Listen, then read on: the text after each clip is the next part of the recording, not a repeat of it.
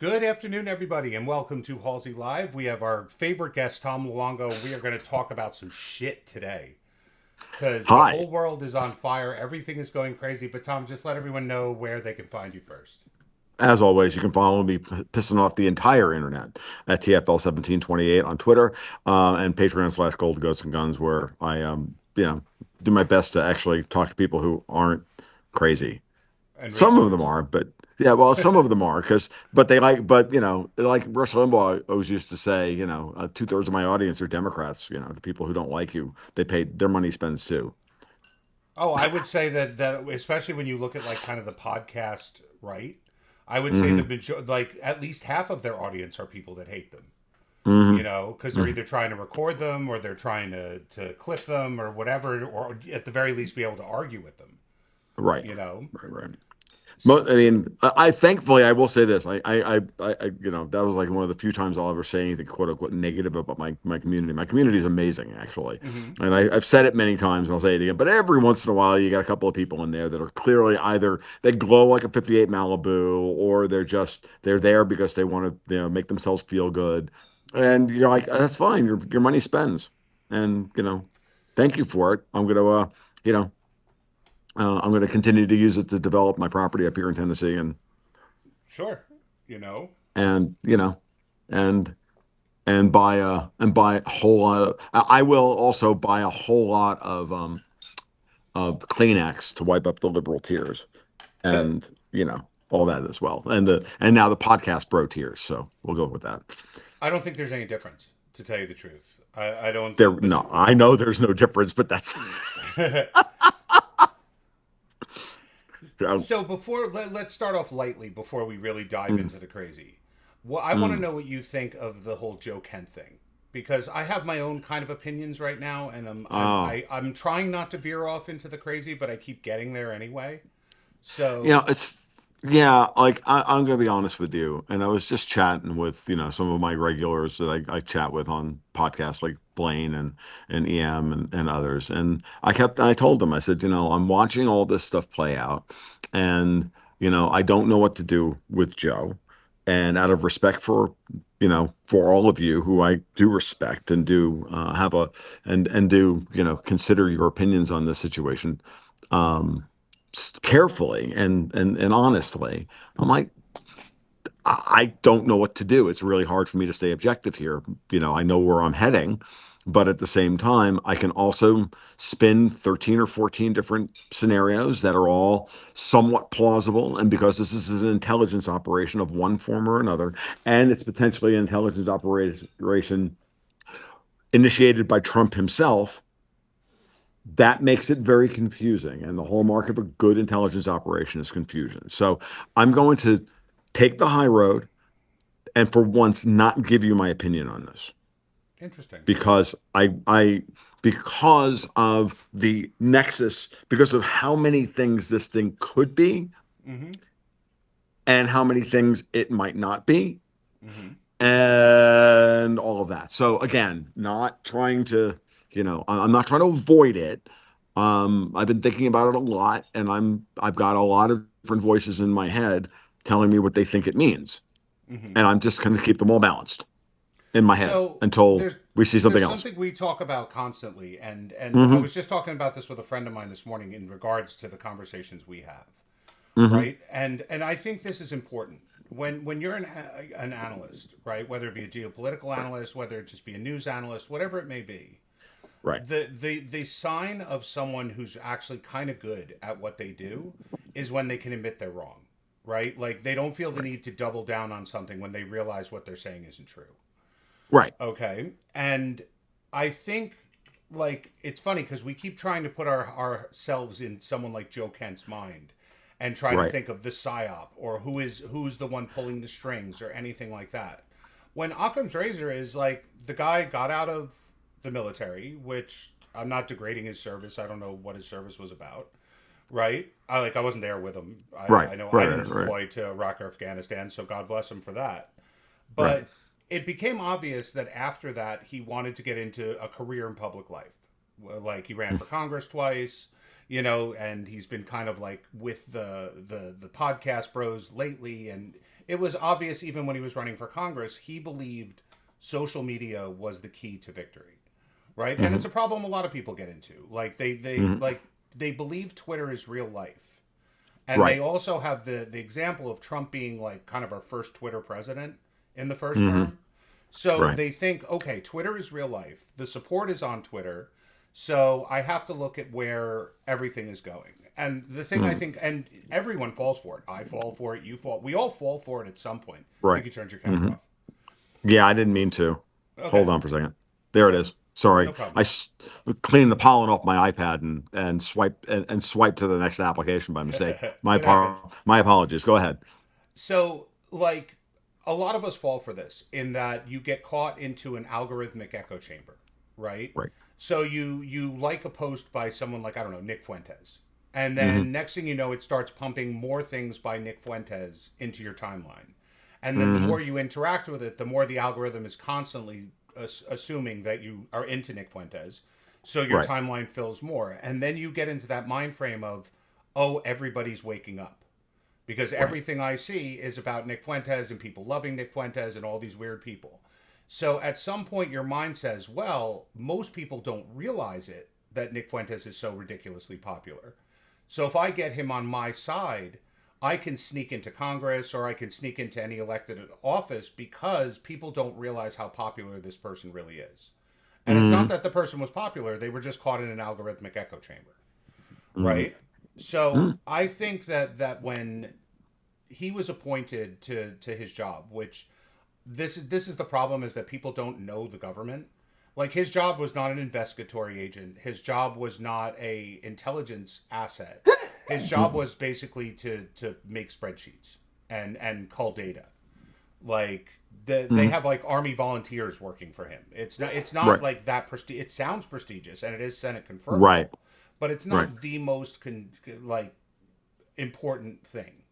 Mm-mm. So when someone, and we now know this is basically what happened, when Right. someone like Andrew Colvett on the day after Charlie Kirk gets assassinated, sends you a screenshot of a group chat which says like that Charlie was upset with Israel or whatever it may be, and Hmm. you leak it to someone like Candace Owens, I legitimately believe he didn't know that was a problem, right? Because Right. it was sent to him. He's not an investigatory agent in the first place, and the fact that Andrew Colvett sent it to him, and he basically said, "Oh, make it public," shows that he didn't believe this was classified or any kind of information, right? He believed that it was probably publicly available because it was probably not just sent to him, especially if he didn't Right. really have contact with him before. And Right. secondly, it's a group chat, so it's not like attorney-client privileged or Right. evidence of a crime or anything. So he sent it to Right. Candace. But I'm quite sure with what came after that, he might have said to himself, like, "Oh shit, Right. like I fucked up pretty big. Like Hmm. I had some evidence that I should have just given to the FBI and let anyone else do what they will with it, but instead Right. I leaked it to a podcaster." And Hmm. I think he got stuck in the same vein that a lot of these guys do when he probably called Candace or Tucker or whoever it is to say, "Listen, I fucked up. What do you think I should do to get out of it?" Well, you have to double down on crazy at that point because you have to have an excuse for why you did it. So if it's that you're going to claim it Hmm. was the Jews in Israel, you have to go full out anti-Israel because Hmm. otherwise you can't claim persecution if they do come after you. You just have to say I Right. fucked up and take your medicine, which no one Right. is willing to do, right? And I think that continued to a certain extent. Like there's no doubt in my mind he's the one who told Tucker that he's under investigation, Right. and again I don't know why people haven't picked up on this. I found this very telling what Tucker said, and Tucker and Candace and all they pick their words pretty wisely, right? They do it to avoid Hmm. responsibility and to be able to Hmm. leave questions hanging but not actually provide a straight answer. But he Right. said, I have information from an inside source. The CIA has wiretaps of me talking to Iranian officials and have opened an FBI case, right? Now, Hmm. his father was intelligence. He's been around intelligence agents his whole career. As a broadcaster, he interviewed tons of them. He knows that if the CIA has recordings of him, they were recording the Iranians and not him. The CIA doesn't Right. operate domestically, and even though we can both say to ourselves, "Yeah, sure, we know they do anyway," They then Right. can't take that evidence and open up a DOJ investigation. It would be inadmissible, Right. right? So if he said, okay, like the NSA has a tap of me and are opening up an investigation, or the FBI has a tap of me, my thought might have gone to, okay, maybe they're investigating him. But the Mm. fact that he specifically said the CIA makes me believe that he was caught talking to the Iranians because they were tapping the Iranians, right? Hmm. Which But obvious they're doing. they should be. They should be. If the CIA is doing anything at this point in time, that's kind of their job. Right. Like the, like their job or no, don't like their job. That makes sense. Okay, so go ahead. So at that point, we don't know at that point does Tucker he told Tucker, but did he tell Tucker to announce it, or did Tucker do it and screw him over? No, we'll never know that probably unless there's evidence. But either way, I'm quite sure his mind said I have to resign my position immediately because if anything, they're going to be on to me now, and if I'm in my position at the time this all comes down, it'll be major news. It'll be, you know, Trump administration official gets arrested for passing Yes. Yeah. information. Yeah. Yeah. Yeah. Yeah. Yeah. So he had to get out and go private into the private world and announce obviously it was Israel or something like that because that's Right. the easy way Right. out of everything. Right. At this But point in now, time, it certainly is. So that actually speaks to the position that our mutual friends of all of a military background right. are making, which is that Joe had to do this because you take everything you just said Mm-hmm. and then lay it down to, and Joe Kent is still a real, is still a real honest shooter and patriot Okay. and all of that stuff, right? If all of previous, his previous bona fides are still, operative, then him resigning before this becomes a thing, and it becomes a form of loyalty test. Sure. But it also, what's funny enough is that it also becomes, there are certain things that become a self fulfilling prophecy Hmm. because once they had the shooter, which they had after what 2 days, they had the Kyle Hmm. Robinson guy, and as I said, Joe Kent is not capable of investigating anything. He doesn't have investigatory power, Right. so he couldn't. So if he passed on a group chat to Kash Patel and said, "Hey, look, Charlie Kirk was pissed at Israel or whatever it was," Hmm. Kash Patel, by every stretch of the imagination, would say, "Oh, get rid of that. What are you talking? We've got the guy. Everything Hmm. we do from this point forward that isn't about Tyler Robinson can be used to taint a jury. Like, because obviously Yes. they're going to subpoena all the investigatory records, and Bingo. reasonable doubt is made when they say, well, how come you were investigating a foreign nation, but then you were confident it was Tyler Robinson? Why were you still investigating a foreign nation? Right? Like, especially based on nothing. Like, there's nothing saying a foreign Right. nation Right. Right. killed him. You're Yeah. showing if you use your imagination, there could be a motivation for a Yes. foreign nation to get involved. You're not showing any actual evidence. Right. So instead, like he can come out and say, "Oh, well, I have no ability." Like they shut me down and said no, but again, that's what law enforcement would do. Would do under these circumstances. Absolutely. Right. But now the big problem for him, I think, is if they are investigating him for leaking information to the media, right? That's a pretty serious crime when you have that level of security clearance. Hmm. And the fact that he's actively doing what law enforcement would try not to do, which is taint the Right. jury pool, because he's saying he's willing to testify for the defense now in Tyler Hmm. Robinson's case. Now he's Hmm. not alleging there's a motivation. He's alleging that Tyler Robinson didn't do it, Yeah. right? And that he's Yeah. willing to testify to get him off. Now he's interfering in an active investigation.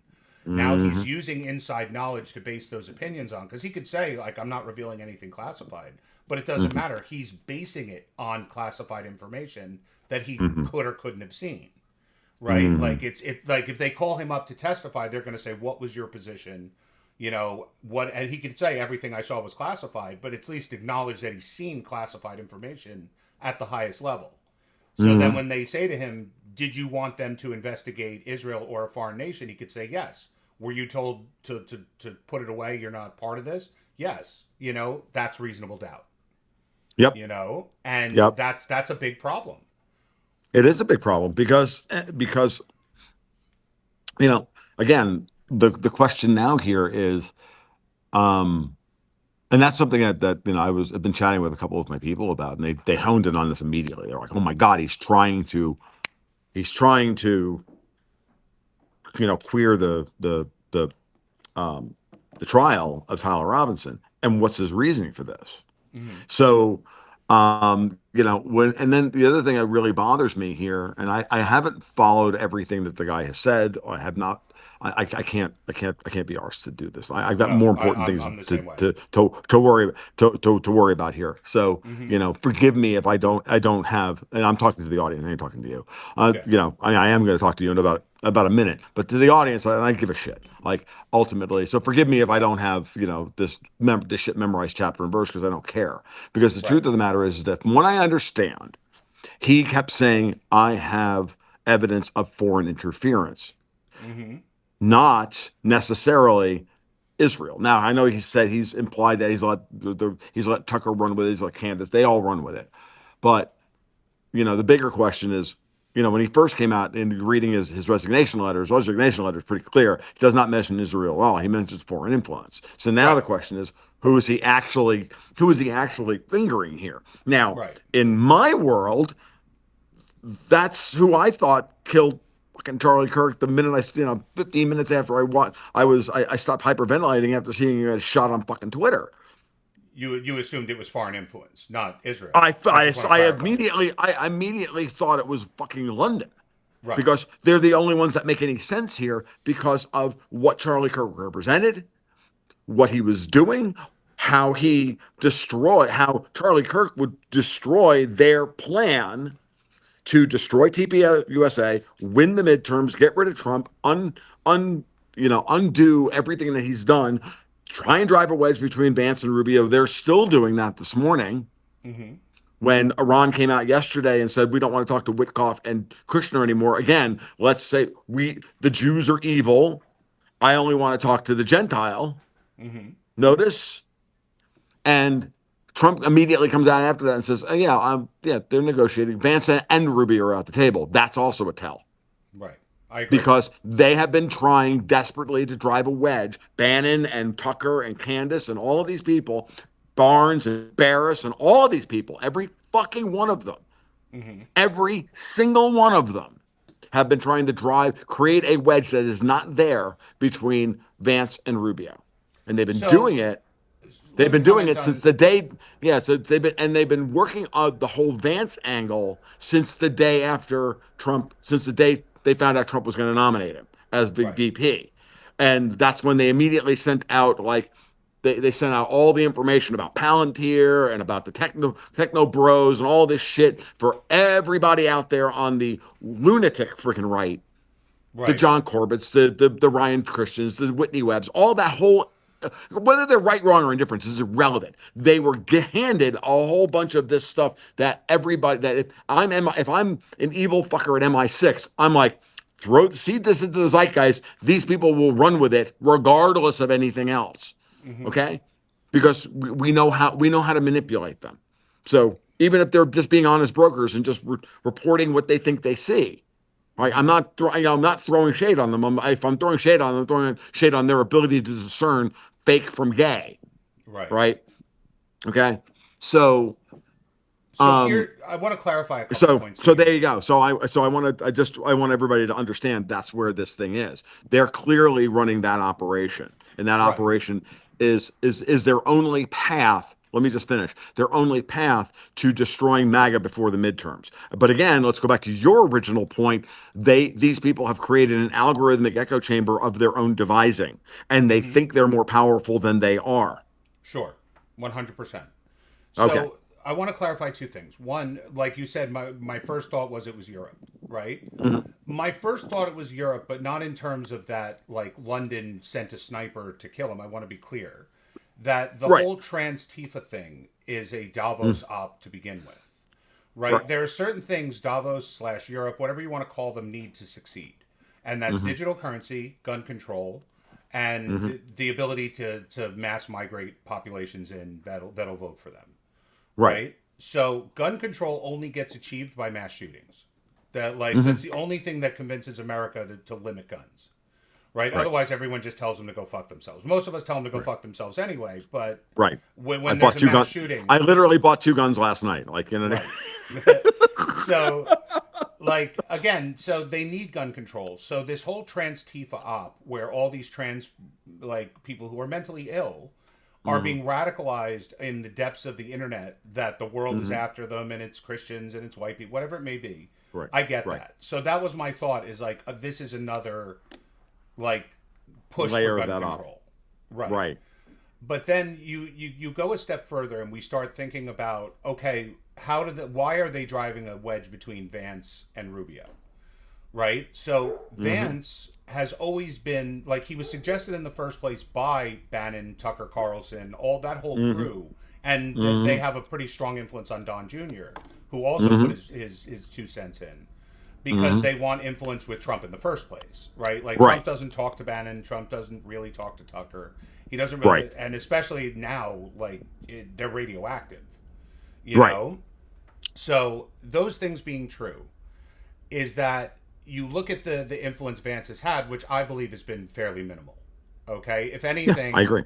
Right. if anything, I think Trump originally tried to make Vance the guy, but he just was so much more impressed with Rubio that Mm. because sometimes the proof is in the pudding. If you give Right. someone, you know, like if you give someone responsibility and they don't really do anything with it, but you give someone Hmm. else responsibility and they do, like he has been with Mm. Rubio, like Hmm. you get behind the winning horse, right? Right. Like because Vance could easily be told, don't run for president.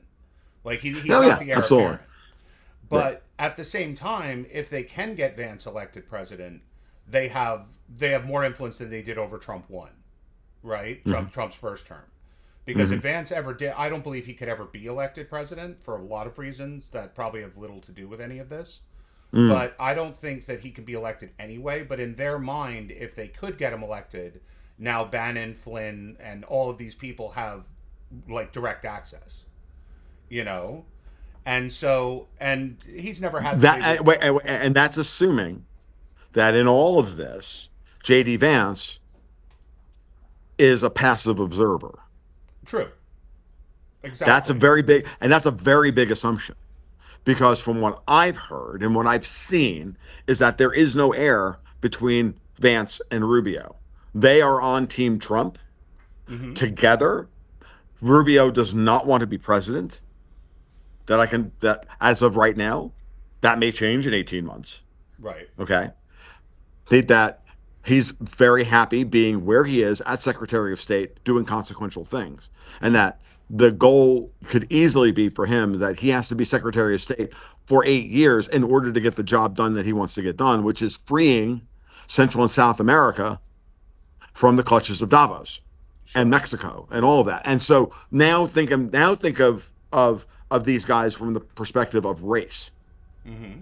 Marco Rubio is Cuban. Yep. JD Vance is from the Rust Belt and is a redneck from the Rust Belt. So I was And gonna say these it are two anyway, but these are two different demographics that have been fucked by these globalists in ways that are profound, right. deeply profound, and Also, deeply racially, important to them, as their people. also Hillbilly. remember Yeah. the coalition, right? There's Sorry, my wife has to remind me since she's a hillbilly and not a redneck that Vance is a hillbilly, not a redneck. There are two agreed. they are I'll different. They actually are agree with different. that. No, So she's absolutely right. right. So, but here's the issue, right? Is Hmm. that the Democratic coalition is solid, right? Blacks, Hmm. gays, women, like they get very little variance on their coalition. It's just, are they able to convince enough of them to turn out? Are they able to Right. cheat to a significant amount? Right. And are Hmm. they able to convince just enough of the people in the middle that the other guy is worse than them? Hmm. Right? But Yep. The Republican coalition has always been shaky, right? Yes. Because you have Yes. Catholics who are anti-gay but pro-migration. You Hmm. have, evangelicals who are pro-Israel but anti-engagement in the world. Like you have a whole Right. bunch of people and Hispanics Right. make up a big part of that, I believe. Hmm. And I hate to be the one that has to constantly say it, but it just keeps coming true. America has this disdain for Indians that I always underestimate. And the Hmm. fact that Vance, even though he satisfies the Catholic vote because he's Catholic, is with his Indian wife, and his Indian wife has not converted, and they both openly admit that they're raising their children multi-religion, like they're Hmm. raising them in Hinduism and uh, Catholicism. Catholicism. Hmm. So people like evangelicals and Catholics become very uncomfortable at the idea of paganism in the White House. You Hmm. know what I'm saying? And Hmm. I'm sorry, that's just the way the world is. It's not a racial statement. It's not a bigoted No, statement. this is literally how you have to be analyzing this because this is because facts are facts. Right.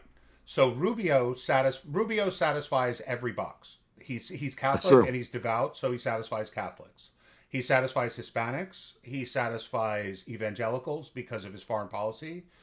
Hmm. His the I think the problem the Republicans are going to have, funny enough, is the field is going to be too good coming into Hmm. 2028, and the Democrats is going to be so bad. Their Hmm. primary is basically right now that the fat guy from Chicago, Pritzker, Yep. Newsom, and maybe AOC. Like that's basically their bench for Yeah, 2028. because it's not Fetterman, it's Nope. not Dollar Store Obama, it's not it's none of these people. It's there's I I've mean got and I've got AOC. over I've got over $200 in bets that Fetterman isn't a Democrat past his next election. I think he's Oh, switching I mean, parties. I mean, look, Fetterman's very good at playing both sides at this point. I don't want to get off on a Fetterman rant, but since I'm wearing the John Fetterman accoutrement this morning, Yep. um, so it's just but whatever. I don't even care at this point. But watching Right. John Fetterman, he's not dumb, and he knows how to play the game, and he's played the game. He's learned how to play the game very, very well, and he's an unreliable vote at this point, but we'll take it. The So, Fetterman thing, I just have to say it so I could say it out loud. The mm, Fetterman thing blows me away because remember he's in Pennsylvania. I'm next door in New yeah, Jersey, so their yes, election was just as much on our news as it was on theirs. Especially right, because Dr. Oz was basically from New Jersey. Like they were right, even teasing him about it the whole time that he had a vacation home in the Poconos, but he didn't really live in Pennsylvania. right, But Fetterman was a mayor, right? And as a mayor, hmm, he was more progressive than AOC, like way hmm, more progressive. Then he had a stroke and he couldn't speak, right? Like if you watch the debate between him and hmm, Dr. Oz, he couldn't make complete sentences. You hmm, couldn't figure out where he stood on anything. It was a mess. Majoritively, his wife, who's even more progressive than he is, would speak for him, right? Then right, he gets to Congress, and it had nothing to do with him. It had to do with that Dr. Oz was just that bad, yes, right? He gets to Congress, and within a month, he says, "I'm depressed, and I'm going into the hospital because I'm depressed." He comes out a couple months later. He can speak properly. His wife is nowhere to be seen, and he's basically a Republican. Like I don't know what happened. Like I want to know what pill they gave him that did this to him because again, he went in AOC progressive, unable to speak, came right, out not only able to speak, but basically a Republican, and to the point where when people come at him from like the left, he like just tells them to fuck off. Like I know, like at one point like the Palestinian protesters like gathered outside of his house or something like that, and he right. came out on the roof with an Israeli flag and just started waving at them like like and again the wife is nowhere to be seen. Like she was Yeah, his yeah, yeah. mouthpiece and she's nowhere to be. Like some people even said like she left him, like she went to Canada and just doesn't want to Doesn't want to deal with him. Uh, right. But like yeah. just to go on the Fetterman thing, but then going back to what we were talking about with Vance and Rubio, Hmm. the I think whoever the candidate is going to be, because we also can't rule out DeSantis. I have a feeling I'm calling the DeSantis thing too. He's up this year. After November, he won't be governor. After January, he won't be Right. No, governor yeah, anymore. no, he won't be governor. I think he's going to be moved into A. I think he moves into AG. So I'm 50% When there with you on yeah. that, and I'm 50% that if Byron whatever Donalds gets elected governor, he Yeah. takes over the Senate seat that Byron would vacate. Even if it's a special election, he'd win. Oh yeah, yeah, yeah, yeah. Oh yeah, he can absolutely win it. Yeah. Yeah. So Either way, so but either way, either way, he I stays in like government. He doesn't I pull a like Giuliani and just yeah go on the campaign trail. I love the idea of DeSantis as AG in a world where we might actually have to be governed by the Universal Code of Military Justice from the former Judge Advocate General. Right. There's a little bit of me that's just like that warms the cockles of my cold dead heart. Uh, Um, I always say so DeSantis is the best on policy as far as I'm concerned of any Republican right now, but without a doubt. Rubio is 10 times more presidential. Oh Like, yeah, like, DeSantis is a terrible campaigner. He's a great governor. I right. mean, he's an unbelievable governor. And this is where I get really angry with, the guys who think that who are still litigating the fucking primaries from 2023, 2022, 2023, 2023, Sundance and all those guys because I just am looking at them going, you can't we can't be sitting in this 2023 mindset when it looked like Trump was going to fucking jail. Hmm. And the best thing you could do was was what is DeSantis going to do if he wants to have any path to trying to actually implement what he's done, Hmm. which is in Florida at the national level, which is to deal with Susie Wiles and cozy up to the friggin' bushes in Florida and take the friggin' money and do the thing. Hmm. Now the world has changed. Trump survived Butler, Pennsylvania. He's president. Eric Trump is clearly working the room behind the scenes to get Trump and DeSantis into the same room together and let bygones be bygones while DeSantis governs Florida from the right of Trump. Hmm. Like Well, I also that's made not a mistake before. and He's that's not in the Senate, but Donald's is in the House. I did make that mistake. yeah, My bad. Yeah, Donald's is in the House, right? Right. So yeah, because it's Skeletor and whoever the other guy is. Right. Um, God, who is there? The other I should Rick know. Scott, isn't it? God, well, Rick Scott Skeletor. And And why am I blanking on this? yeah, I'm completely blanking on the other senator from Florida right now. Huh. I'll think of it at Huh. some point. I don't want to. I Yeah, don't want to. it'll come up. So I What? also think I think this is a big deal too. And I was just having this discussion with someone that I see two camps on the whole Iran thing because the Republican support, not just MAGA support for what we're doing in Iran, is pretty much absolute. Right. So like they say MAGA, it's 100% and not. Which by the way, everyone said that's because people are leaving MAGA. There's more people that identify now as MAGA than ever before. They're Right. doing polls on it, and Republican support is like 85%. So Right. there's no shortage of people to support Trump in what he's doing. So I Hmm. see two different schools of thought here.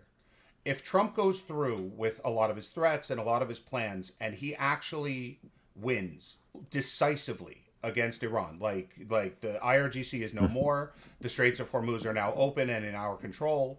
There is no more Iran as it exists right now, which I think is the more Right. likely thing. Then I think that Trump is sailing a wave of popularity and will carry over. And the Republicans, they might, if he does it quickly, they could even win the midterms on. But Hmm. you have the other side, right? Which, again, I don't think many of these people are on the right in the first place. But they're the I am Sparta people, or this is Sparta people, that they go, this is Iran. There's no way Trump's going to be able to win. It's any minute now before Iran pulls out the hypersonic missiles and this, and they start sinking ships in the Straits of Hormuz. That's not happening. I don't. I'm I'm telling you right now that when I get back from Calgary, I'm going to order when I get done with the stream, I'm going to go order a whole box of crayons from Mhm. Amazon so that I have them so that when I have to listen to shit like that, I can start eating them live on the air. Mhm. I agree. That's how dumb this shit is. Oh, I agree. Like any day now, Iran is going to launch 500,000 missiles and blah. And I'm like, okay. And could you please stop using hypersonic missile as a thing? That's Right. like calling an AK-47 a Kalashnikov. You're trying to push people into a mindset. All missiles are hypersonic. Especially ballistic All. missiles. Cruise missiles aren't, but all. Yeah, okay. But yeah, for all intents and purposes, hypersonic missile is missile. Mhm. Now, the I will put Iran's technology up against anybody else's any day of the week. Again, ours and ours. I would put ours up against theirs any day of the week. Is actually what I'm trying to say. It's like it doesn't matter. Like and it's one aspect of of their thing. And maybe they're really good at it, and maybe we're really good at shooting them out of the sky. Ashley Moody is the other senator until she's Ashley Moody, that's it. Right, because Ashley Moody took over for um yeah, yes, Ashley Moody. Yeah, thank you. for Rubio, Yeah. right? Rubio was in the For Senate. Rubio, yeah, Yeah, Rubio was in the Senate. Ashley Moody moved up. Ashley yeah. Moody was the other potential AG from Florida, as opposed to Pam Bondi. Yeah. So But again, like I don't need to argue this with you because it's irrelevant to me whether people mhm, believe me or not. I have my mhm, people that believe me and people that mhm. argue with me. Like me and EM Right. argue about this all the time that I stop bringing it up. Hmm. I have yet to still see any technology from China or Russia or anyone else that even comes close to comparing to American technology when it comes to the military. Like I always I, hear about they have all this stuff. They're going to be able to sink our ships and down our planes and radar arrays and super hypersonic super duper missiles and all of this stuff that just never seems to be used. And at the end of the day, it's always they're saving it for this point. Like if you're getting your ass kicked, why are you saving the good stuff for later? You it know, makes no like it, sense. It makes no sense. right. So Is it's always like, oh well, you don't know if Pakistan gets involved. Like that's what EM said to me the other day. Then everybody's fucked. Their technology is fantastic, or China has this, or China. It's like, okay, then where is it? Like the Iranians are willing to pay for it all. China and Russia have sold them everything they've got. Where is the right, super technology if it does exist? I still right. contend that it doesn't exist. It's I, just even if it does exist, I'm even willing to give them the point and say, even if it does exist, why aren't they using it? right. Ah, grasshopper, because they don't need, because they actually don't want to use it for this purpose. We are not their enemy.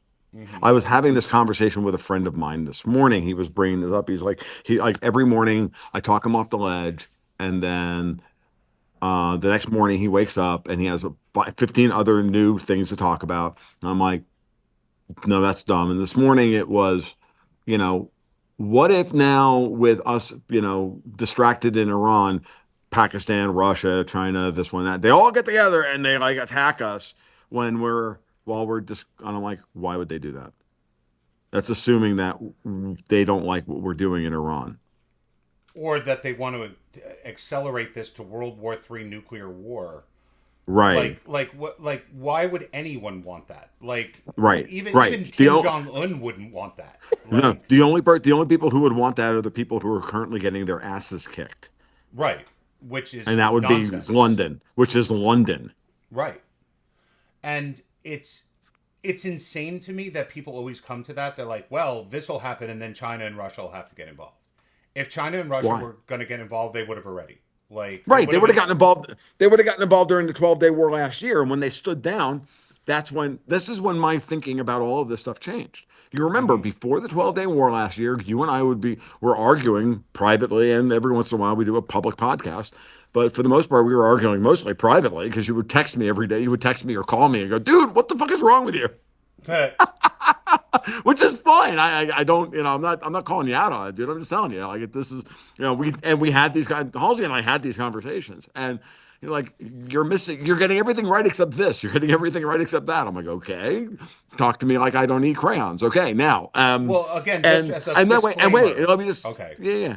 No, I was gonna say, and again, none of that is to I am not calling you out, dude. I am just relaying to everybody what has transpired here because then we got to the 12-day war Mm-hmm. and the Russians stood down and the Chinese stood down Mm-hmm. and Iran was alone.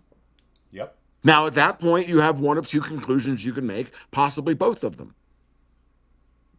That Russia and China don't give a fuck who's in charge in Iran They because don't. all they want is a trade route, which is the obvious one. So, look, And Trump the is oil for and well, China. and obviously the oil, but the oil is the oil is going to flow regardless of who's in charge of it, because the only thing that because of the way Iran has been managed by the British for the last 118 years, there's nothing else in Iran other than the fucking oil. For sure. 100%. Okay, and that is the most damning statement of all of why fucking London and Paris and everybody else needs to get the fuck out of Tehran. Yep. You've retarded the development of this, what should be the jewel of fucking Central Asia for 118 years over goddamned oil. Mm-hmm. Like everybody should be angry about this, Not because we did it or the Russians. Everybody did it. Everybody left these people to be fucking playthings and pawns of their vaster geopolitical games. Yep. While the British made money on the whole fucking thing, coming going in 18 ways from Sunday, and everybody was getting fucked without lube. Yep. Okay, so now break that down. So now let's go through my. So everybody's like, "What happened to Tom in 2018? He was a good guy." I'm like, in 2025, I realized I had made a terrible mistake about my model of the world, and I have leveled up beyond your ability to comprehend. It's really simple. We have good shit. We have people that are willing to use that good shit in service of our interests, not. And it's been so long since we've watched the United States act in our own best interest that we don't know what to do with that. That is the source of cognitive dissonance that everybody's going through right now. Right. And we listened to a bunch of Russian and Iranian and British and European and Chinese propaganda about how weak and divided and worthless the United States was. Meanwhile, they're running around, all their agents are running around constantly fucking up our ability to do anything at the legislative, judicial, and bureaucratic level, and it makes it look like we are that late stage empire when the reality was never the truth. And For this sure. is one of the things. This is one of the things that became really obvious during the 12-Day War. Mm-hmm. And once it was done, I was like, oh, right, Iran's not a monolith. Right. The IRGC has been working with the British the entire time. Right. There's the Lycudniks in Israel are just as bad. They're the red ants, they're the black ants, and we're the sand in the jar watching the whole fucking thing happen. Well, they shit all over us. Okay, great. How about we open the jar and let everybody out? Yep. Okay? Now, we're going to take that one step further. Let's talk about where we are today. Mm-hmm. Yesterday, a couple days ago, John Conrad wrote a great piece while he was going through his list of I don't understand this. He's got all these questions. I don't understand why the Houthis aren't attacking. Why is Iran not using the missiles? Why is this happening? Why is that happening? Why is Trump not doing this? Why is this? And all these unanswered questions, and he's refusing to actually say what's real, which is obviously we're doing that. All of this is happening because the real enemy is London, not Tehran. Mm-hmm. And then he goes through bit by bit by bit since Trump came back to power, how they have, from his perspective, being a merchant marine captain, he's like how they have fucked Trump's plans to remake and upgrade the Navy and the merchant marine fleet and everything else. And when he put that all together and I read it and I went, John thinks he's speculating here. This tweets on Twitter. John thinks he's speculating, but he's actually not going far enough here. He has identified this is the smoking gun of what they were trying to stop because they knew that below the radar, below the Tucker Carlsons and the Candace Owens and the Nick Fuentes and all this bullshit and the midterms and all of this shit that we just talked about. What really matters here is the ability to project power via through a Navy, such that if we cannot actually protect global trade on the high seas, guess what? Guess who makes money and guess who gets to stay in power the entire time, feasting off the chaos. Mm-hmm. Because the only way for the United States to actually get themselves out of this dysfunctional, narcissistic, abusive relationship that we have with old fucking Europe is that we need to have a Navy and a military so overwhelmingly fucking powerful that they can't change any of the facts on the ground with their fucking, as EM would put it, estrogenic bullshit. Mm-hmm. And that is where we are today. And that is what's going to change in the next couple of weeks. And the Democrats, all they have right now is trying to make people uncomfortable and back them up at airports and have MI6 and whoever's and elements of the CIA, the elements of the CIA, not the rogue elements, those are the patriots. Right? And the rogue elements now of the Mossad that are still beholden to the city of London and everybody else that are running around blowing up fucking oil refineries all over the world, blowing up fertilizer plants and everything else. The Iranian war is over. It is now a war of domestic supply chains at home here in the United States. And if you do not get that, you are just trying to decide which crayons taste better, burnt orange or lime green. I got news for you. What you need to do is start looking around at where everything is actually vulnerable Mm-hmm. and realize who the fucking real enemy is and who they have always been. Yep. Because the Iranians want out from under this bullshit. The Iranian people do. Yep. They don't want to be ruled with the iron fist of the IRGC. The IRGC is just the Cuban and Colombian motherfuckers who are holding fucking Maduro hostage, Mm-hmm. and CJNG in Mexico that's holding all the Mexicans hostage. Yep. Well, they control the silver trade out of central Mexico Mm-hmm.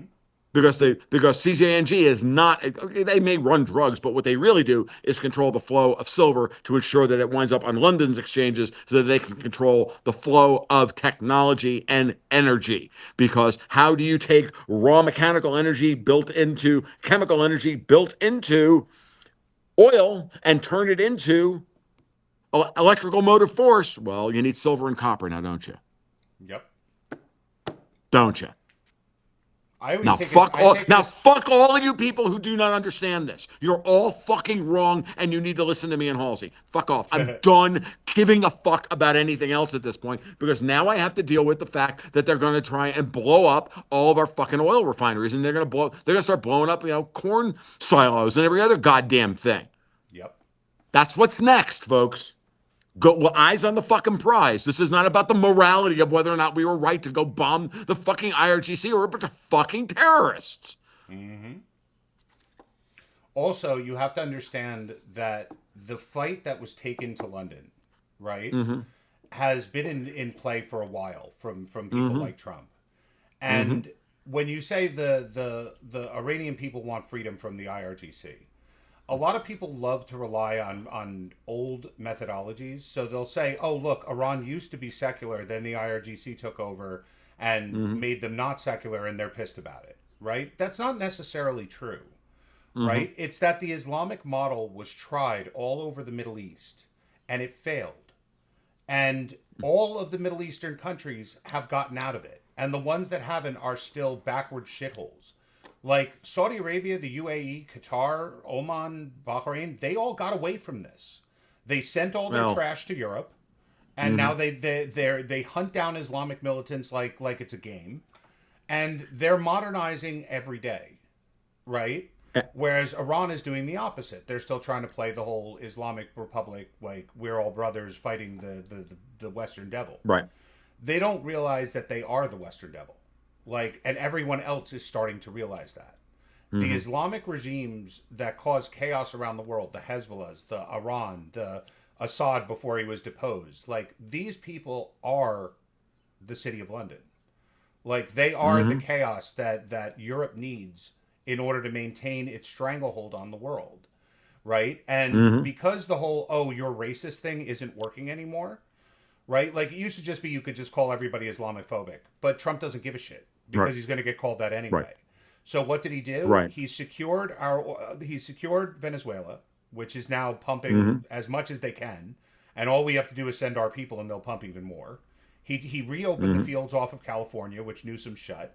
Again, City of London Yep. operation. We need to be, and unenergy independent. And to put a finer point on that, this morning it came out that Chevron told Newsom to go fuck himself, and they're now buying the oil that Sable is pumping from that pipeline and those offshore platforms. FYI, so that's already happening. And now, and the other thing that they're doing is, of course, in Indiana, they've got a fucking strike going on in Indiana at the big oil refinery there. I don't remember what the name of it is, but somebody in the chat will figure it out for me. And understand that Trump is going after and targeting the state senators in Indiana that voted against redistricting, like we know. And I have from a lot of people on the ground in Indiana. Indiana is absolutely city of London, dead central, and people don't even know it. Oh, by the way, now let's talk about the fucking Mormons. Okay, well, wait. Before we get into the Mormons, I know, I know. I do want to get into it, but I want to tell everybody something because it always stands mentioning, right? Is that when you look at what Trump has said, Trump extended the deadline, and for all I know, he's going to keep extending it, but I don't think so. He said that if they don't surrender and open the Straits of Hormuz Mm-hmm. unconditionally, he's going to bomb their energy fields. right? Infrastructure. Yeah. Right, which they have said that they will bomb the energy infrastructure in Saudi Arabia, in the UAE, in Bahrain, Oman, and Qatar. Right, Right. which I understand, and it very well may happen. But you have to remember something. After 10/7 in Israel, right? The Saudi Arabia was asked, "Are you going to join the Abraham Accords?" Right? And Saudi Mm-hmm. Arabia said only if Hamas or Iran is completely destroyed, which is so Mm. out of character for them, it's nuts. Like, why would they? Right. It doesn't even make any sense why they said it. When you Mm-hmm. look at the threat right now, right? And I have no doubt that they could hit those energy fields in those countries, Mm-hmm. right? But if Iran loses their energy, they're in the dark. They provide their own domestic energy because they've been under sanctions, Mm-hmm. right? If all the other country lose their energy fields, will energy prices go up? Sure, but A, they have the money to survive and the credit to borrow it if they don't. Mm-hmm. B, they know Western companies will jump at the chance to rebuild them. And Yep. C, if it destroys Iran, it's worth it because now they modernize in peace. There's no Mm-hmm. missile threat from Iran. I would Right. imagine Saudi Arabia because even there's a lot of oil there anyway, but Mm-hmm. the Arab part of Iran is connected to Saudi Arabia. I could see them Mm-hmm. pulling a post World War II, saying, "Hey," or what Putin did, saying, "Hey, these are Arabs anyway.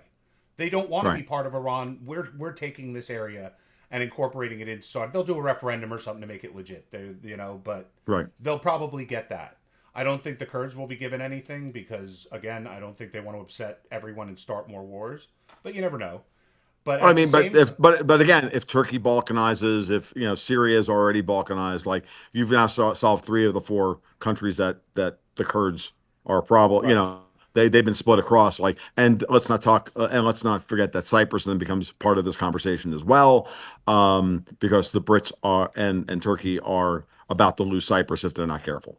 right. But remember something: if that were to happen, if Trump were to hit the Iranian gas fields and oil Hmm. fields, right, and they were to do the same thing to those countries I just mentioned, Right. there will be an oil crisis. And what Hmm. happens with the oil crisis? Number one, we have plenty. Number two, Canada has plenty. Number three, Russia has plenty, Hmm. right? And all it would take is a peace deal with Ukraine, which Russia has wanted all along, to get them Hmm. to say no more sanctions, open up the spigots, right? And now the Middle Eastern oil that we're not getting while we're rebuilding those oil fields is not only replaced, we're the ones profiting off of it. We now have stable governments in Venezuela, Iran, basically the entire Middle East. Okay, Russia is back on the table as not being a world threat anymore, and the Ukraine conflict is over. Hmm. And London are completely fucked, Wait, right? even better, right? Because remember, I want to remind everybody of two things. Well, what about Qatar? Well, Qatar is a fucking LNG pumping station masquerading as a country. What is Oman? Oman is a MI6 listening post masquerading as a country. Right. Both of those things get taken off the board in this scenario. Yep. Both of those things are already in process. Mm-hmm. Qatar has already been chastised and hit as hard as you can hit them. Oman is next. Yep. Qatar's natural gas fields are not going to pump again for 5 years at least. Like Mm-hmm. that already got taken care of. Mm-hmm. We attacked, they attacked. That's over. But It's over. my point being is that all of the things we need to do, and I was talking this morning about this too, is and I don't it's one of those weird things, right? That Trump, because he's not your typical politician, Mm-hmm. and Trump, because he understands that some things have to be finished in order to move Yeah. on, that you can't just like half-ass things, Mm-hmm. right? If this win in Iran is as absolute as I believe it's going to be, and absolute quickly, right? Now we have one last target, and I think it's a big deal because no one's looking that way, but he is. He does it all. He announces stuff about it all the time. That's Mexico. Oh yeah, Mexico's Okay. absolutely next. Absolutely is next. Mm-hmm. Yeah, no, because now he doesn't. He's mostly solved the Middle East. Erdogan in Turkey has lost most of its raison d'etre at that point Putin controls the Donbass and Crimea, and Iran is taken off the board, then the international North-South transport corridor then exists. Russia's already working. They just signed Power of Siberia 2 with the Chinese the other day, so that's on the table. Like again, and you don't think that doesn't get that after 5 years of the Chinese trying to shake the Russians down for a below, like the Europeans, a below cost price for that gas and that oil, and then all of a sudden, oh, we're taking Iran off the board. Oh, we're taking Venezuela off the board. All of a sudden, the Chinese have to make a deal on Power Siberia 2, which Putin is happy about. Right. This popped into my head as we were sitting here chatting. I'm like, oh, right, that makes sense. So again, think that Putin and Trump aren't coordinating efforts here? Of course they are. Of course they are. They are. They That's have why to. Israel last night hit in the Caspian Sea. They hit a supply line from Russia to Iran that transported drones and missiles and stuff like that. Did you hear Russia bitch about it? They haven't. No. You No, know, I it's didn't. No, I didn't hear that. I didn't hear that. I didn't want. I heard that something got hit in the Caspian line. I did not know what it was, and I had no. And then yeah, and then if Russia didn't respond, well, yeah, that's a tell. yeah, it's a huge tell, Yes, a and very big tell. but in the end of the day, when we're talking about it, and someone from the chat just mentioned, I was going to bring it up, Mm, right? Someone in the chat, I want to give him credit, says, sounds like Dubai is the only place on earth wealth can enjoy themselves without fear. So the thing hmm about the UAE, and they've been doing this for years, which has put them at odds with the City of London quite a bit, is that hmm they've been trying to establish themselves as a leader in the commodities market. Right. Now, all you need to be a strong commodities market or any kind of financial market is rule of law. If you can hmm enforce rule of law and prove you're not just a corrupt dumpster fire, you can Right. have a stable commodities market. Which, by the way, London has squandered the I commodities know. markets because Well, they because don't, the I market manipulation has been so apparent that nobody right. trusts it anymore. Like Well, they're that's the selling thing. silver contracts for silver they don't even have. Well, it goes even worse than that. I mean, like it's clear that I think EM was right in early on in all of this when he said that they were looking to, you know, to destroy the Commonwealth by letting it be overrun by Muslims, and then they were going to move to the UAE, making the camp to the UAE under the umbrella of the Muslims that they cut a big deal with to take over the world. So the Muslims get what they want, of course, which is they get to take over more of the world, right? Because that's their goal. Right. Sorry, folks, going with this here. Sorry, you got to take them got to take them at their word. Sorry, it is what it is. That's their doctrine book, the whole 9 yards. Now you have that. You put them in UA. You put them in the UAE under the nuclear umbrella of a nuclear Iran. Now, this begs a very interesting question because the minute I brought all this up to Dexter White one day, he just looked at me. He's like, "Dude, you sound like a fucking lunatic saying that. Why would they need to do? Why would they need? Why would they need to do this? Because the Brits have nukes." I'm like, didn't, and I didn't. I wasn't, and he had me off balance, so I wasn't able to get that through my head. I'm like, yeah, okay, fine. I'm not there yet. Work with me. Don't work against me here. I can't. Like I'm formulating in real time, and then it hit me, dude. You're the one who reminded me, Dexter White. That is, the Brits don't even control their own nuclear weapons. Even if they We did, control the. but even if they did, Britain and France are in the same position as Israel is with nuclear weapons, right? The only way they can actually use them is as a weapon of last resort. Basically, we're going down, Right, so we're taking you with us. right, Because you don't have a nuclear deterrent. If, let's say, your deterrent is against Russia, everyone knows right, how big Russia is. The right, British are not that big. So right, Russia sends 5 nukes to Britain. Britain is literally destroyed. Britain sends right, 5 nukes to Russia, and Russia says less mouths to feed. right, Like so. Same thing with China, right? Like a right, small right. country with a small nuclear arsenal and no real military to speak of can't hmm use the idea of a nuclear first strike as being a viable threat Right, right. So, because it like, can't absorb the second strike.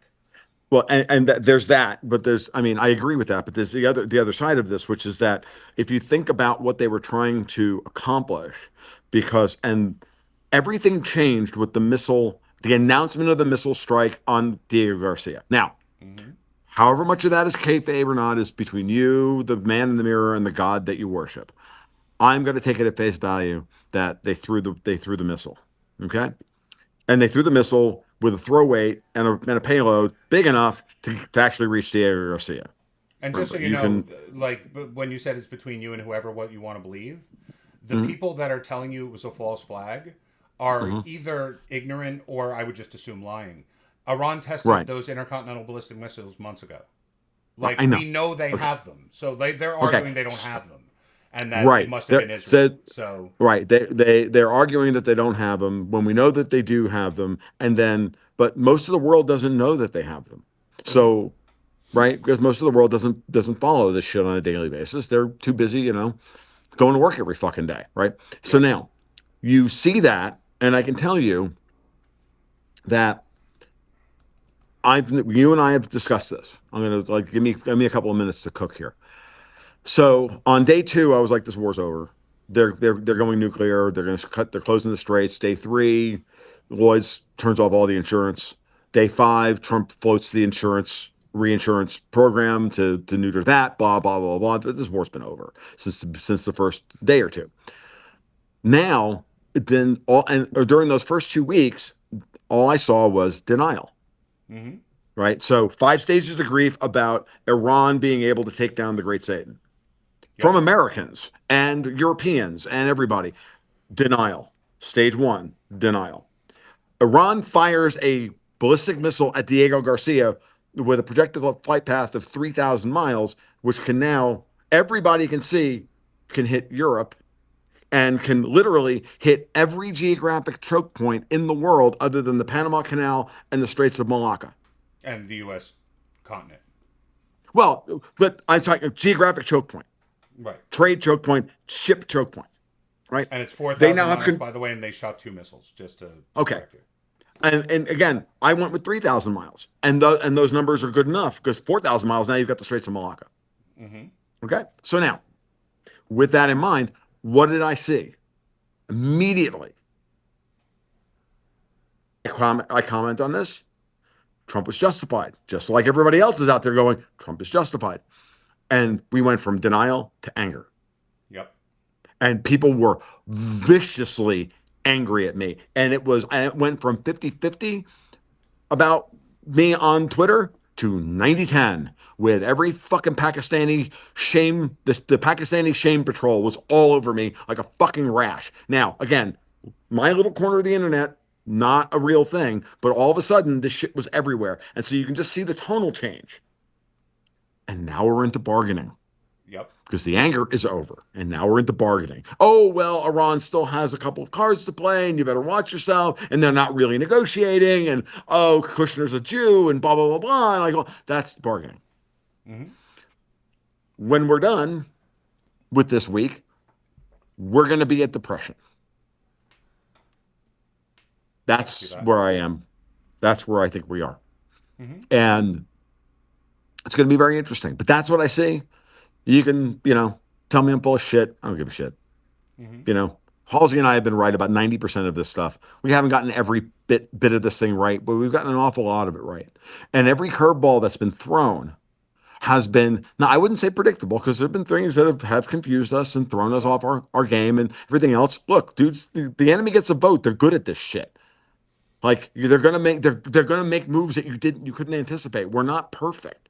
All right. No one understands what plans they have up on the shelf. Remember, this doesn't even have to be a trust the plan, 5D chess, blah, blah, blah, blah, none of that stuff. At the end of the day, they've got as Dexter White likes to put it, they got 15 plans up binders up on the shelf, and on any given day, they look at the game board and they go, okay, fuck it, we lost that one, pull out plan D. We're going with plan D. And then plan D doesn't work, and they're like, well, fuck, now we have to pull out contingency plan I. And then they operate contingency plan I. And that's what we're dealing with here. Okay. Mhm. And wing attack plan R, where they like nuke everybody, Dr. Strangelove reference, not happening. I Because don't think so. Iran understands that, or even the IRGC understands everything that Halsey just said, which is if they do what they keep threatening to do, there is no response from the world other than glass those motherfuckers. Mhm. The world is going to say that. Right. Period. The world will say this because the stakes are too high. And Mhm. so at that point, this is why Anas al-Haji was correct when he said early in the war, um, that Iran is not going to sink any ships in the straits because then that would mean that Iran, in the midst of an historic drought, loses all of their water. Hmm. Okay, because they'll have poisoned the fucking Persian Gulf to the point where they can't run their desalinization plants. One and two, um, because of that, they aren't closing the Straits of Hormuz. No matter how much they whine and bitch and they bloviate because they're Persians and they're very good at this, the person who has closed the Straits of Hormuz is Donald J. Trump. And Yep. the reason they are still closed is because Donald J. Trump wants them closed because it is not in his best interest as of right now. No matter what you may think about the midterms or this or that or all this other slop that's out there, it is in his best interest right now to keep oil prices between 85 and $100 a barrel and bleed Europe and the UK white. And now we Yep. can start talking about the problems in private credit and private equity and private this and all of these and all the financial stuff because that's where this war is now already shifted. Hmm. So the washout in gold on Monday to a low of just over $4,000 was a liquidity crisis. Yep. And this is where this is where I love listening, love and I love listening to Martin Armstrong because I love the fact that Marty is seeing certain things and he has his he has his people and he has Socrates and he has all of these things and he says this war's not over yet. Oil could still go to $200 a barrel or even higher. Sure, it could. But the question isn't what empire is going to fail. The question isn't that the empire is going to fail and it's got to be the United States. I don't think it's the United States empire that fails here. I think it's finally the empire that gets to fail is finally what's left of the British Empire. Yep. And the United States stops being their imperial vassal. Hmm. And that is a framework that no one wants to engage with because that would make everybody have to go immediately through the 5 stages of grief and admit that I was right the entire fucking time. And that's Hmm. fine. I don't care that you don't want to agree with me, but wouldn't you rather live in that world than the world we lived in before all this happened? And yeah, is it dangerous? Yeah, are there tail risks? Yeah, are there is there shit that's going to be unleashed, forces that are going to be unleashed that Trump can't control? We're seeing it Hmm. every day. There are people in Israel who don't want this. There are people in Iran who don't want this. There are people in London who don't want this. There are people on Capitol Hill that don't want this. And they're fighting tooth and claw. There's people embedded in bureaucracies and in military units in everywhere, all around the world, who will do everything imaginable to ensure that this does not occur Hmm. for whatever reason, be it ideology, be it coercion, be any of the four mice, right? Four factors of mice: um, money, ideology, coercion, ego. Hmm. Right? It's possible, and we have to. And what we have to do is something that when I first started going down this path, and I could start to see what it could cost. Remember when the FBI showed up to my house? Hmm. And my wife looked at me and said, sometimes you have to be brave. Yep. Sometimes you have to look the fucking abyss in the eye and go, fuck you, I'm going through it. You're not going to, because, and the galvanizing moment for everybody, and this is why the entire thing with Joe Kent and tying it to Charlie Kirk's murder is so fucking evil, and why I hope that if I don't believe in any of this stuff, but I hope it's true that there's a special place in fucking eternal damnation for fucking Candace Owens and Tucker Carlson and Steve Bannon and all these motherfuckers who tried to piss on Charlie's assassination because that was the moment when everybody went from should have gone from well I did was went from we shouldn't have to live like this anymore to I will not live like this anymore. Yep. And before we close, I also want to make a point, which I always take a lot of shit for making, but economics are economics, and that's all there is to it, right? Like, Mm-hmm. you can't argue with math. When you brought up a huge point when you said that the Straits of Hormuz are closed because Donald Trump wants them closed, Mm-hmm. right? So a lot of people keep going, but what happens if oil goes up to $200 a barrel? right? Now, does that cause pain in America? Sure. But what are the side effects of $200 a barrel oil for the foreseeable future? Okay. Number one, massive job creation in America. We're one of the world's biggest exporters.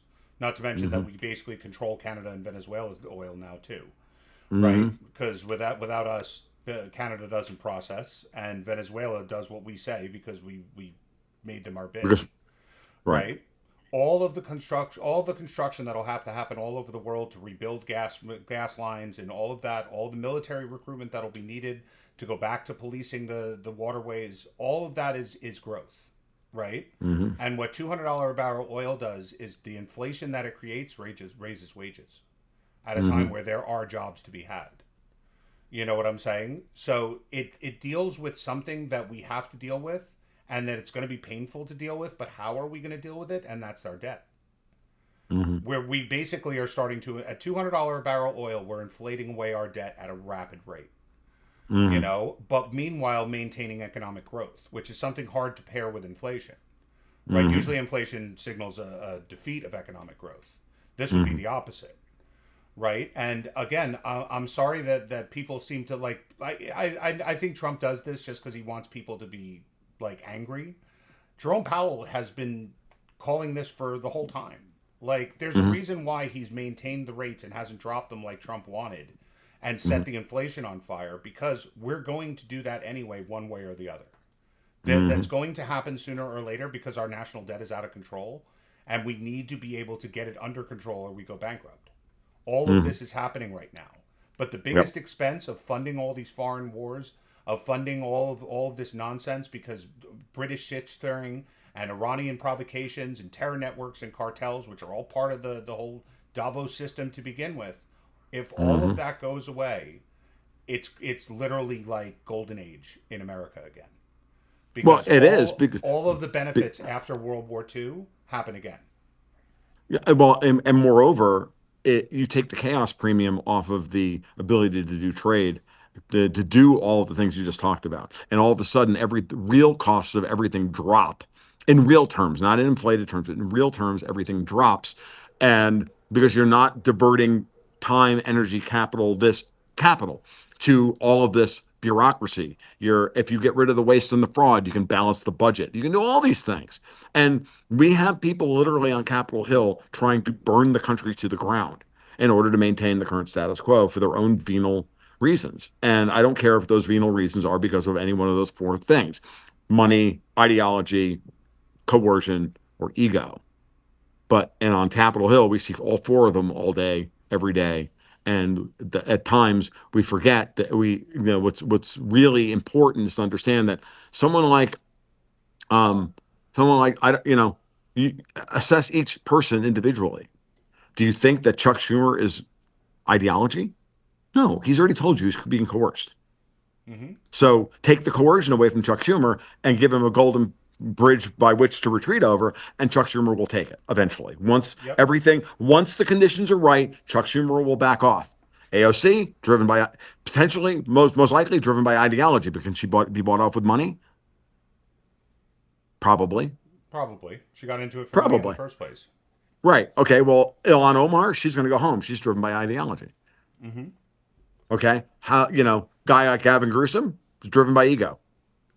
Like, so go through each of the it take it, this is it's funny. It's a phrase that I only just got introduced to the other day, and I'm doing the thing where I get introduced to something new and then I sort of apply it to everything. I'm like, here's an opportunity for this, and it's something that Dexter gets on my case about all the time. But I'm like, here it is. Like, here's a new framework for people to sit down and start assessing the people that you see in front of you. Like, and what do they do with Trump?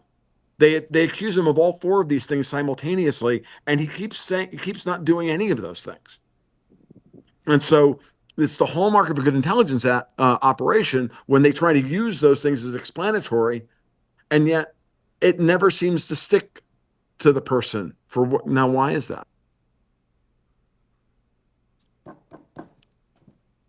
It's a good question. And I think Yeah. it's simply because I just think that Donald Trump's ego is big enough that he thinks he can take on um, a, a problem like this that none of us mere mortals are willing to take on. And we don't have any frame of reference of how to deal with someone who thinks like that. And because of that, all we do is sit around in fear and assessing weaknesses and threats and not looking at strengths and opportunities. Trump likes to look at strengths and opportunities. And he likes to, also has and he nothing likes to lose at this point. He has no re-election.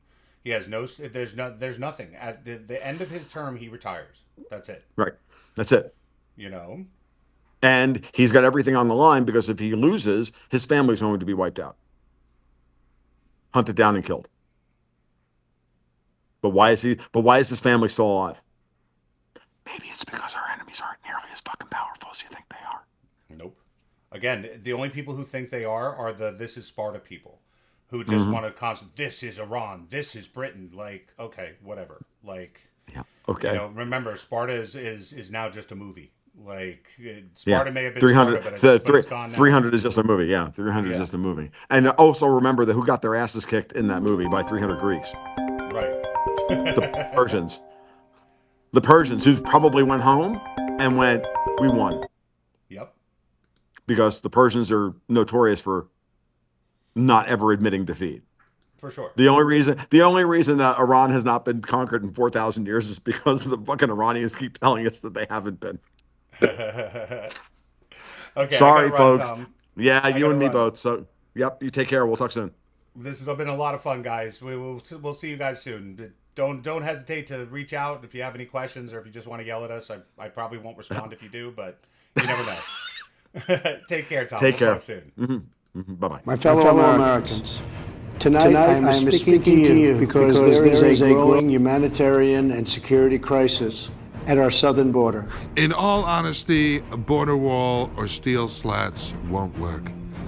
But great bodies of water will separate us from the horrible Mexican rapists. Introducing the 2019 Trump Great Border Moat. Stocked with the most aggressive penis fish, incredible man-eating alligators, and unbelievable genetically modified moose-cocked rape dolphins, as well as flying, migrant-eating sharkfish. So incredible. I swore to protect our country, and that is what I will always do.